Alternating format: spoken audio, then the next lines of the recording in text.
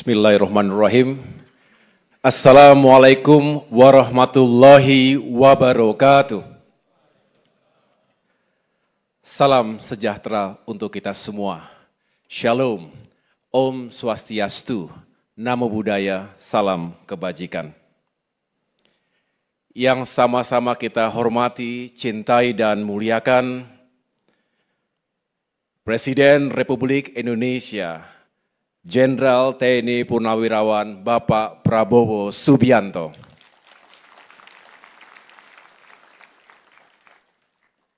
Terima kasih atas kehadiran Bapak Presiden. Kami semua mendoakan semoga Bapak senantiasa diberkahi kesehatan, kekuatan untuk terus memimpin Indonesia menuju kemakmuran dan kejayaan di masa depan.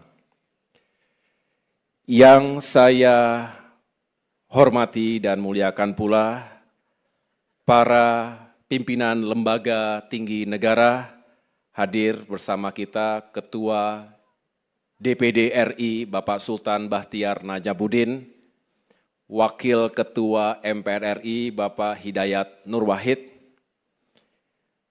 dan tentunya yang kami cintai dan muliakan, para Menteri Koordinator, para Menteri pada Kabinet Merah Putih, terutama izinkan saya Bapak Presiden secara khusus memberikan apresiasi kepada para Menteri yang telah berkenan hadir untuk menjadi pembicara dalam berbagai sesi selama 2 hari ini.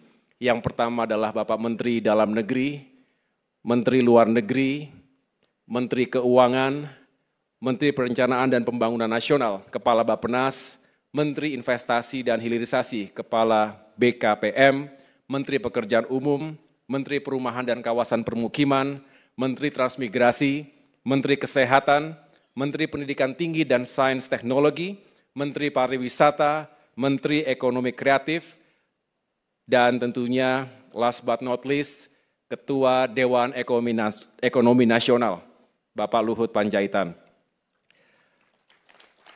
Yang juga saya hormati dan muliakan para kepala badan, para wakil menteri, secara khusus para wakil menteri yang juga telah hadir sebagai pembicara, Wakil Menteri ATR dan BPN, Wakil Menteri Perhubungan, Wakil Menteri Perumahan dan Kawasan Permukiman, serta Wakil Menteri Pendidikan Tinggi dan Sains Teknologi.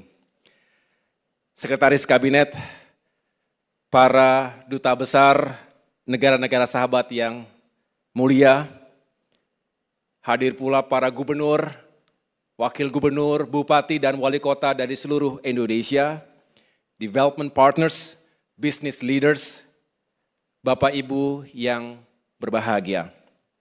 Dengan penuh hormat, izinkan kami menyampaikan laporan pelaksanaan International Conference on Infrastructure, ICI 2025 ini, yang terselenggara atas arahan langsung dari Bapak Presiden pada saat kunjungan kenegaraan Presiden Turki Bapak Recep Tayyip Erdogan pada tanggal 13 Februari 2025 di Istana Bogor.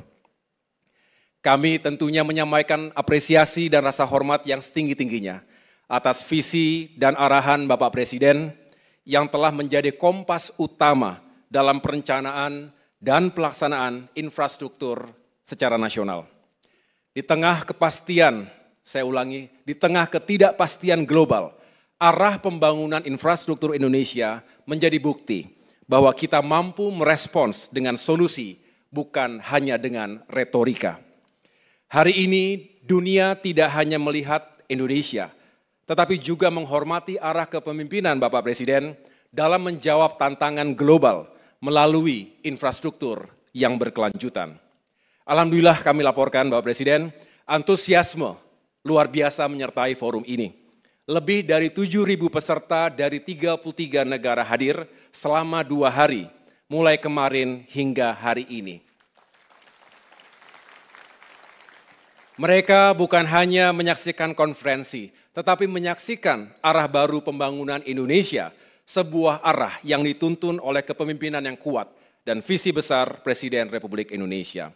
Forum ini membuktikan bahwa di bawah kepemimpinan Bapak Presiden, Indonesia tidak hanya hadir sebagai negara besar di kawasan Asia Tenggara, tetapi juga sebagai aktor global yang disegani dalam isu pembangunan berkelanjutan.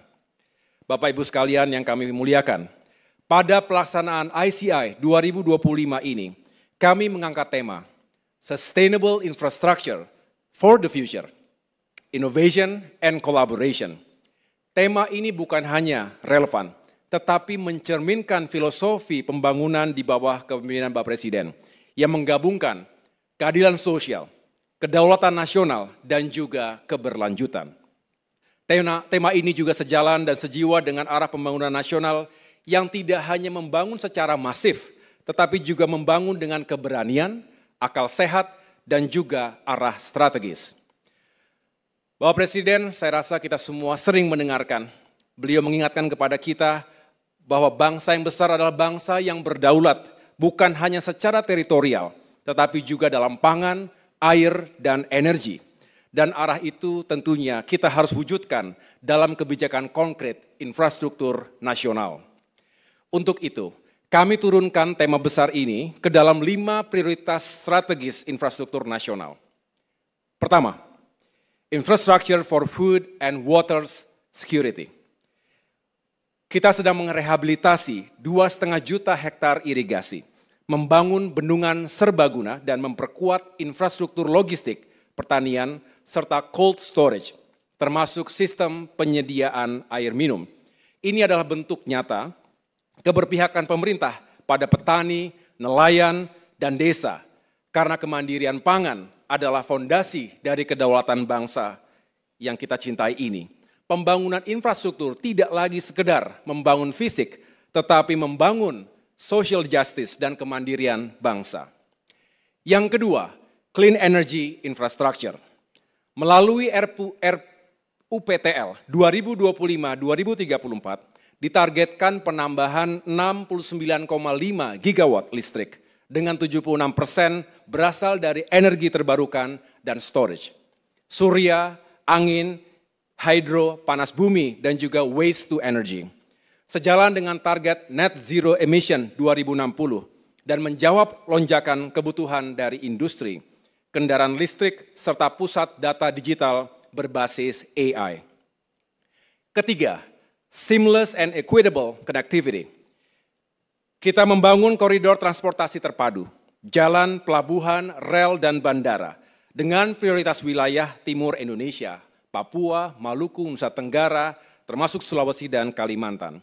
Konektivitas bukan hanya soal efisiensi logistik, termasuk menurunkan angka ICOR kita, tetapi juga memperkuat pertahanan teritorial, menghubungkan basis produksi pangan, pusat logistik nasional, dan jalur evakuasi bencana.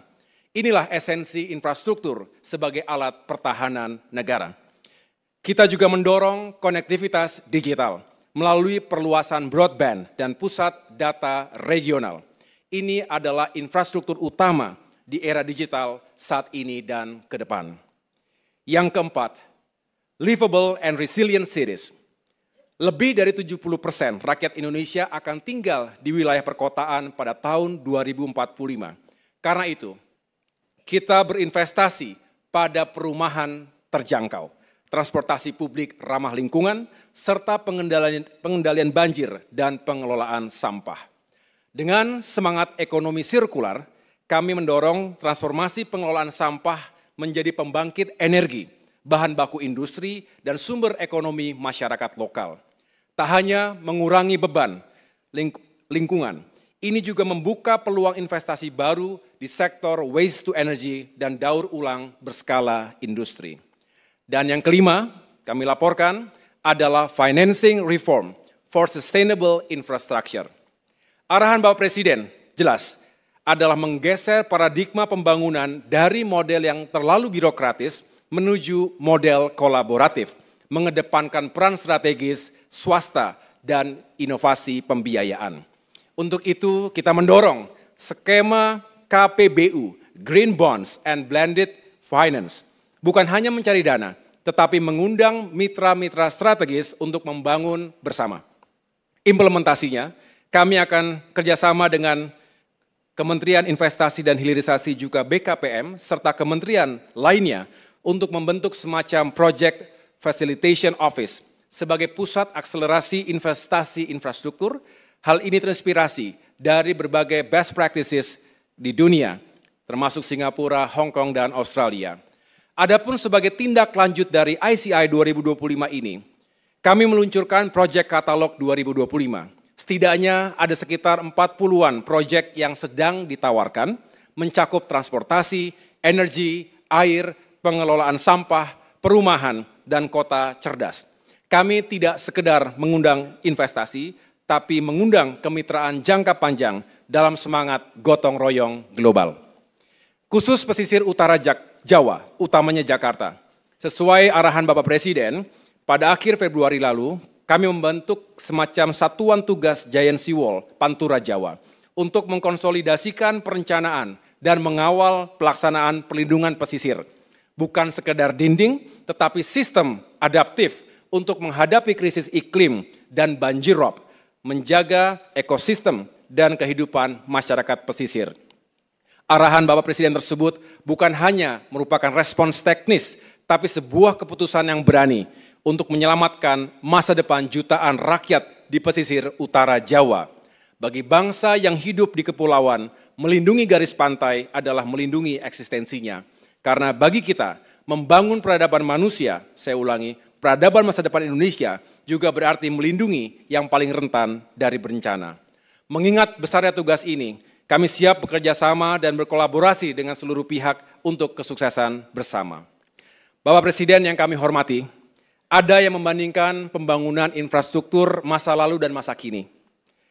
Namun kami percaya, setiap masa punya tantangan dan pendekatannya sendiri. Bapak Presiden sering mengingatkan kita untuk senantiasa mengapresiasi setiap pondasi yang diletakkan, juga setiap progres yang telah dicapai oleh para pendahulu, pemimpin dan pemerintahan sebelum kita. Hari ini, bangsa ini bukan sekedar membangun lebih banyak, tetapi membangun lebih strategis, lebih berdaulat, lebih berdampak, dan lebih berpihak pada masa depan. Inilah yang menjadi arahan dari Bapak Presiden. Jika dulu pembangunan didesain untuk mengakselerasi ekonomi, hari ini kita desain untuk keberlanjutan, keadilan, dan kemakmuran jangka panjang. Kita tidak sedang membangun untuk hari ini saja, tetapi untuk masa depan Indonesia Raya. Pembangunan tidak lagi sekedar memenuhi kebutuhan, tetapi menjadi perwujudan dari kedaulatan. Kami menyebutnya infrastruktur sebagai strategi negara. Maknanya, pembangunan hari ini tidak sekedar kelanjutan, melainkan kebangkitan. Dan rakyat Indonesia bisa melihat jelas, di bawah kepemimpinan Bapak Presiden Prabowo Subianto, kita membangun dengan arah keberanian dan visi kebangsaan. Bapak Presiden telah memberi contoh bahwa pembangunan bukan monopoli pusat, bukan urusan elit, tetapi hak dan tugas bersama seluruh anak bangsa, termasuk para pemimpin dan segenap unsur pemerintahan daerah, pelaku dunia usaha, akademisi, media, civil society, dan berbagai stakeholders lainnya. Hari ini, kita tidak lagi merencanakan pembangunan seperti biasa. Dengan komando Bapak Presiden, kita dituntut bergerak cepat, berpikir besar, dan bertindak nyata, karena kecepatan adalah bagian dari keadilan. Apa yang Bapak Presiden bangun saat ini adalah pondasi sejarah menuju Indonesia emas. Anak cucu kita akan mengingat masa ini, saat bangsa ini bangkit, berdiri di atas kaki sendiri, dan percaya pada kekuatannya sendiri. Untuk itu, kami siap menjalankan segala mandat dari Bapak Presiden untuk memastikan bahwa tidak ada lagi pembangunan yang terfragmentasi. Semua harus terkoneksi, terintegrasi, dan saling menguatkan. Akhirnya, dengan segala kerendahan hati, kami mohon arahan dari Bapak Presiden, Presidential Keynote Speech, yang mudah-mudahan semangat forum ini menjadi bagian dari kerja besar membangun Indonesia. Bukan hanya untuk zaman kita, tapi untuk sejarah bangsa ini di masa depan. Terima kasih atas kehadirannya, kurang lebih saya mohon maaf. Wassalamualaikum warahmatullahi wabarakatuh.